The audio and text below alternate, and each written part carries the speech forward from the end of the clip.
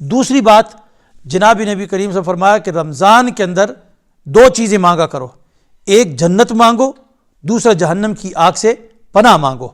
تو یہ جو ہے یہ جہنم کی آگ سے پناہ مانگنے کے لیے دعا ہے۔ تو علماء نے اللہ رب العالمین کی پہلے حمد بیان کی کہ تاکہ یہ اللہم اجرنا من النار،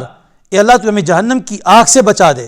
یہ والی دعا جو ہے تاکہ قبول ہو جائے اللہ رب العالمین کی حمد و ثنا کرنے کے بعد۔ اب یہ سبحان ذی الملک والملکوت، سبحان ذی العزت والعظمت والہیبت والقدرت والکبریاء، یہ سارے اللہ رب العالمین کی پریز ہو رہی ہے، اللہ کی تعریف بیان کی رہی ہے،